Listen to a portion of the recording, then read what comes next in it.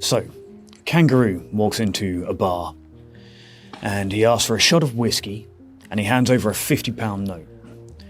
And the barman, once he's over his initial surprise at a talking kangaroo, he thinks to himself, hey, this is a kangaroo. Probably doesn't know how much a drink costs. I can charge him whatever I want. So he pours the whiskey and hands it to the kangaroo, takes the £50 note and he gives him £1 change. And the kangaroo takes his drink and finishes it. And after a while the barman is curious and he says to the kangaroo, hey, we don't get many talking kangaroos in here. And the kangaroo says, at 49 quid a drink, I'm not fucking surprised. Brothers, sisters, comrades and friends, welcome to Bat Country. I should say welcome to Bat Countryside. And I thought I would just take a few minutes while it's 6:30 in the morning to come out and talk about something that I realised was very important in my recovery. And that's the idea of learned helplessness. Learned helplessness. So I better start off with a couple of definitions so we all know what we're talking about. So learned helplessness is not the same as powerlessness. It's certainly not the same as the kind of powerlessness they talk about in AA. Helplessness and powerlessness are two different things. For example, if you're powerless, you can still ask for help. But in helplessness, everything is kind of over. It's a catastrophe. And a kind of helplessness can make you unwilling to even try to seek help. All right, so let's talk about what learned helplessness is. Just so as I talk about it, we all have some common ground. So learned helplessness comes from a kind of psychological observation that when you repeatedly experience negative outcomes after trying something new, it can reinforce the idea that nothing at all works, right? Now this learned helplessness thing is true beyond alcoholism. If you need a model for how to understand it, if you've ever tried to learn a new hobby, if you've ever sat down and like, I need hobbies, and you go through a list of things to try and you go off and try them and you don't like them, and you're not good at them immediately, so you just bounce off and you say it's not for me. That's learned helplessness in a sense. If you like try, I don't know, tennis. I'm sat next to a tennis court, so it's on my mind. If you go, I'm going to take up tennis, and you go for like 2 games, and you're terrible at it, and you decide to never do it again, because it's not for you. Well, the truth is you were terrible at it because you were new.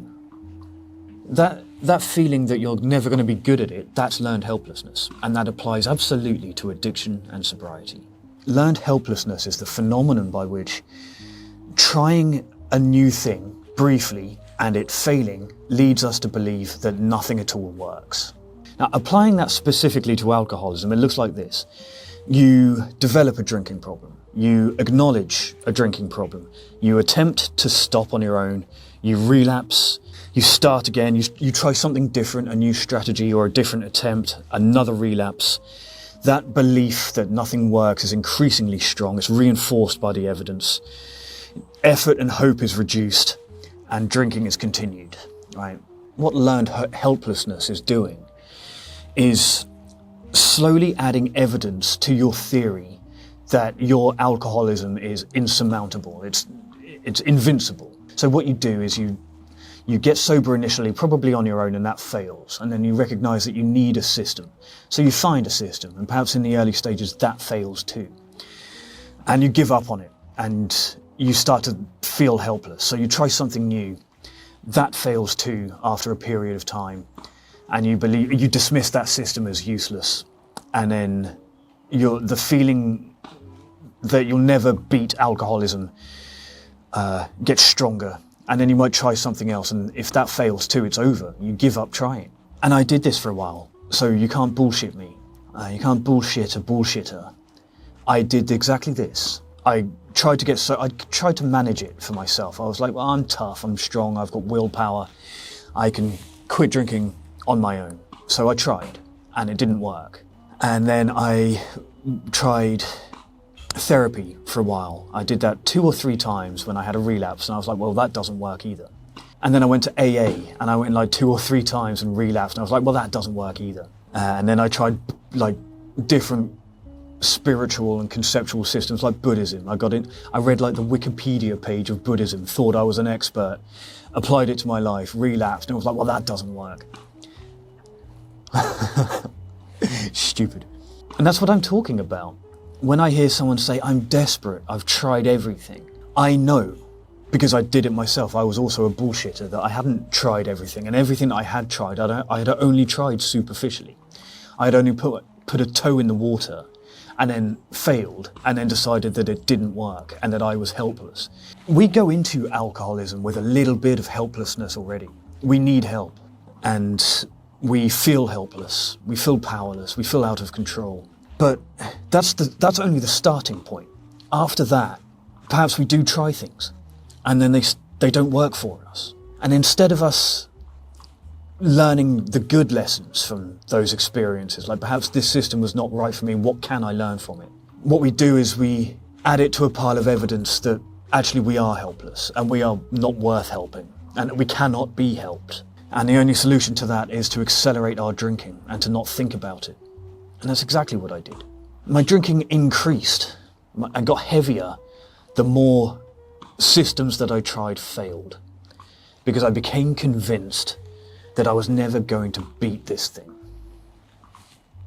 It led me to this terrible kind of mind frame, this terrible frame of thinking, which you really need to look out for in yourself if you're still drinking. And it sounds something like this, right? Instead of saying, I want to drink, which is the honest thing to say, we start thinking it is pointless not to drink.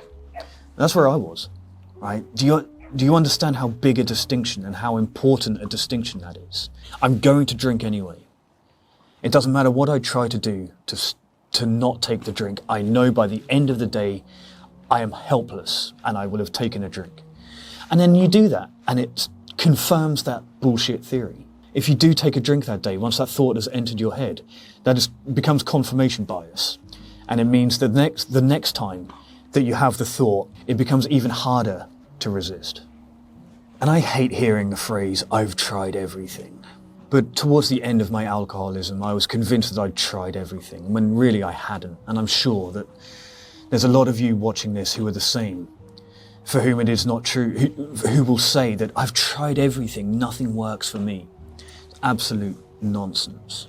The only honest way to actually say a thought like I've tried everything is to say something like, I've tried a couple of things, I've read a couple of Wikipedia pages, I've listened to a couple of podcasts, I downloaded an audio book, and I still relapsed, therefore nothing worked. The problem is not with all of those things that you've tried. I guarantee you. The problem is with you. I'm not saying you're deliberately doing this to sabotage yourself. What I'm saying is that alcoholics tend to think that we have all the answers anyway. And we believe that reading a Wikipedia page about, I don't know, smart recovery, instead of actually going, equips us with all the knowledge and experience that we need to beat alcoholism alone. And we often have to find out the hard way that it's not the way it works. And it will here's the problem, right? Here's the risk, is that you'll go to one AA meeting or you'll go to one therapy session and you'll relapse and then you'll never do that thing again, even though the system might have worked for you if you'd been willing to commit to it. Now, the reason I want to talk about learned helplessness today, because it's really a nuanced topic and I don't expect too many people to be able to relate to it, but it comes with a real risk for some quite ordinary drinkers. You don't have to be an extreme, hard rock, low bottom alcoholic in order to understand learned helplessness, because this is one of those insidious techniques by which alcoholism creeps up on all of us.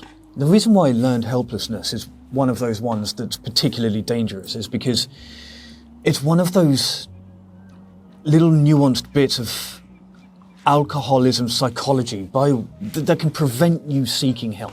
Right? Once you believe that you are helpless and you have accumulated some evidence, bad evidence, but you have accumulated some evidence that corroborates this idea that you're helpless, every time it happens, the likelihood of you seeking further help diminishes. Right? It gets lower and lower. You're less likely to want to seek treatment if you go into it believing the treatment won't work for you. But if you stop trying, then nothing changes. What's that phrase? Nothing changes if nothing changes. God damn it, the longer I get into... I try to avoid these AA cliches. I try to at least not to repeat them on the channel, right? But the longer I go, the truer they become. The more I start to understand that there is value in these little AA idioms, as much as everybody pretends to hate them. I really like them, and they become truer over time. But nothing changes if nothing changes. It's so profoundly true. Learned helplessness will prevent you from trying things, and then nothing will change. It's up to you to try to change things. And you learn the wrong lessons, right? So let's say that you recognize that you have a problem. Good, congratulations. And then you start to seek out systems, and they fail. And then you regroup with yourself, and you try a couple of other things, and that fails too. You get a period of sobriety, perhaps like a month, then you relapse. Then you try something else and you get like maybe 3 months and then you relapse. And then maybe 6 months and you relapse. And the lesson that you're taking in your dumb alcoholic brain is that nothing works. When instead the learning that you should take away is that it was working. At least to an extent. And during that period that you were trying to stay sober, you stayed sober more than you were drinking. And that is a success. We tend to learn the bad lessons. We tend to gravitate towards the negative lessons in recovery and early sobriety before we start to learn the positive lessons. And that can trip us up, and it seems unfair. But that's the truth of it.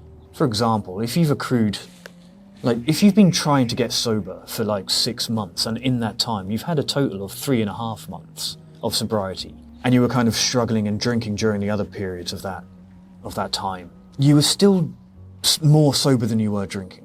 And after any period of sobriety, if you pick up a drink, you don't go back to before you were sober. You have made progress. It's like if you were trying to... My friend Matt over at betterwithoutbooze.me mentioned this to me. He put it in these words. If you're riding a horse from Land's End to John O'Groats, and you set off from Land's End and you've done 500 miles and then you fall off the horse, you don't get back on and then go all the way back to Land's End to begin the journey again.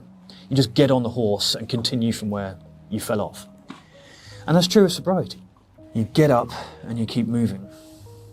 Because progress is always progress, and no one can take that away from you. Except you. Okay, that's it for today. It was just a quick one, just to capture some thoughts while they were on my mind while I'm travelling. I wonder if you can guess where I am from this out of focus background. If anyone can guess, leave it in the comments and you will win my undying respect and also minor fear of your stalking abilities.